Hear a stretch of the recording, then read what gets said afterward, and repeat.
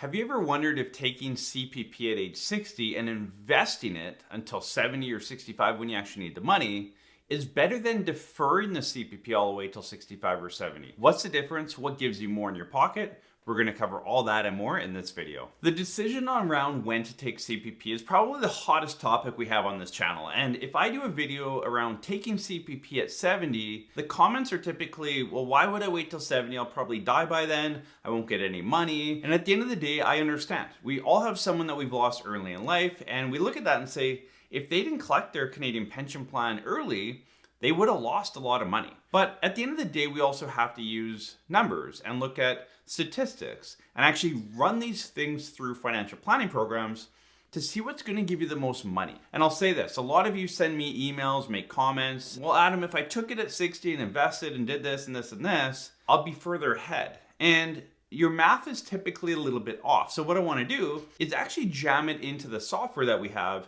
and show you how it works. And this is going to be a 3-part series. So in this video, I want to cover off, taking CPP at 60 and investing that money all the way till 70. Then I'm going to go in, well, what about if you're still working? So take at 60, work till 65, but invest it versus not. And in the third part of this series, I'm going to go through an earlier life expectancy. So in these videos, I'm going to do age 90, which a lot of you push back on, but a lot of you will live way past 90. But in the third video in the series, I'm going to go life expectancy to 85 and also till 80. It doesn't matter to me if you take your CPP at 60 or 70. I don't care. It makes no difference to me. But part of my job as a financial planner, part of the reason we have a channel like this, is to help you guys make a better decision.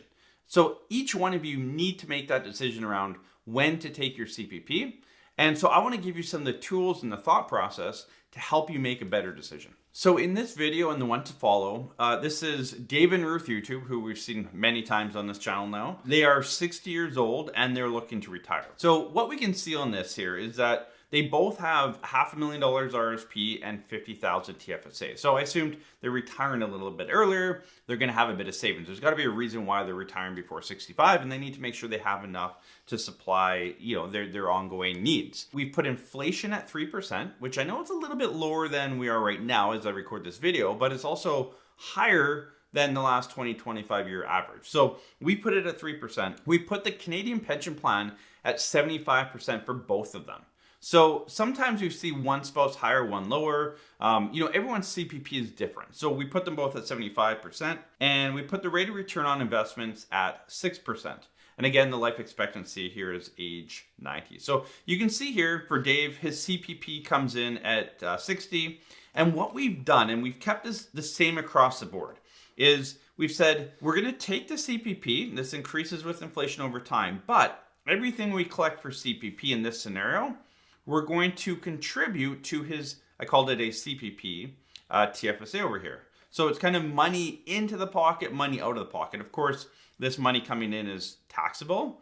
This is non-taxable. You don't get the tax break, but it also grows tax-free, tax-deferred. Now, what I've done as well is, because he has that TFSA, I've assumed we're going to pull out about $5,000 a year from the TFSA until 70, and then basically open up the floodgates to wherever, the software pulls it out of. So again, apples to apples. Same thing with Ruth. The exact same picture here for her. So again, the CPP is the same, 75% of max. She's 60, 5,000 of the TFSA, and reinvesting into a TFSA with that CPP number until she's 70. Again, we're trying to compare taking CPP at 60 versus taking CPP at 70. So if we look at that on a combined view, you can see that their after-tax income from age 60 all the way down to age 90 is the same. We haven't laddered it here, but it's $74,125. So we haven't done any of the laddered income RSP meltdown. That's not what this video is about. This video is about just kind of raw data. Now, I had to use some assumptions, but I've kept it the same across the board. Again, the TFSA, would you want to pull out of your TFSA from 60 to 70? Maybe, maybe not. Again, that's up to you guys. But I wanted to create kind of a bit of a level tax playing field and all that as best I can. So we're going to keep it consistent, which is the main thing. If you're going to compare, one scenario to another, keep it consistent. So that's what I've done here. The second scenario we're looking at here is the exact same thing, except that instead of investing into a TFSA with that CPP number, we're putting it into an RSP. So we're saving a little bit of a tax. It's going tax deferred, but we're going to have to pay money or pay tax money on that when we pull it out. So again, same thing, the 5,000 TFSA, again, a pure apples to apples comparison. And when I look at the after-tax inflation adjusted real number in your pocket, it increases very slightly, $74,230. So about $100 per year more after tax. So when we look at those two, taking CPP at 60 and taking that CPP number for 10 years and investing it in a TFSA and RSP, for these clients, for this situation, again, every single one of you watching this video is going to be a little bit differently. But for this scenario, it maps out to pretty much the same, whether they do a TFSA or an RSP. For me, I would do the TFSA. It creates a bit more flexibility down the road when you want to start pulling out that money. But at the end of the day, the income's roughly the same, just over $74,000 after tax. And the third and final scenario, which is really the apples to apples comparison here. Again, we took the number and invested it into a TFSA and RSP. I wanted to compare those two to see if there's much of a difference. There wasn't. But now I want to say, okay, well, what about if we don't take CPP at 60 and invest it?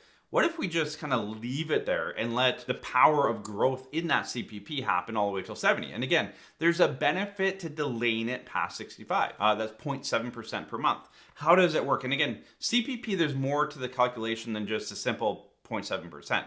There's more to it. I'm not getting into it in this video, but we can see here. So everything else is equal, $500,000 RSP, TFSA we're drawing out 5,000. So again, apples to apples. The only difference is we're not touching that CPP till 70.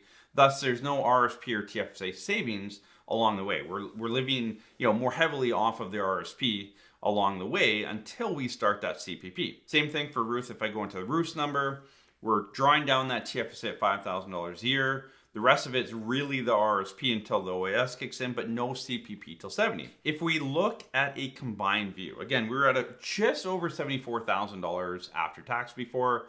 And now when we jump into CPP at 70, we have a substantial, and I mean substantial increase to $79,679. That's about $5,500 a year after tax and adjusted for inflation. When I look at this, if this was a client of mine, there's no way I could tell them to take their CPP at 60 and invest it.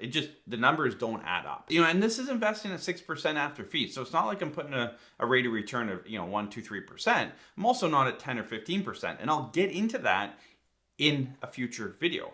I'm going to talk about what's that rate of return need to be in order to make it equal. What's that equalization on there? But at 6%, it's not even close. So for this client, if this person walked into my office and said, Adam, I don't know when to take CPP, how to structure this, maybe I take the CPP and invest it. Well, life expectancy to 90. Again, typically we run plans to 95. I've scaled this back to 90. It still makes a whole lot of sense to take it at 70. You need to run a situation like this with your financial planner in software, not on an Excel spreadsheet, but in software that actually does the proper CPP calculation, deferring CPP, compounding your TFSA and RSP along the way, all that kind of stuff.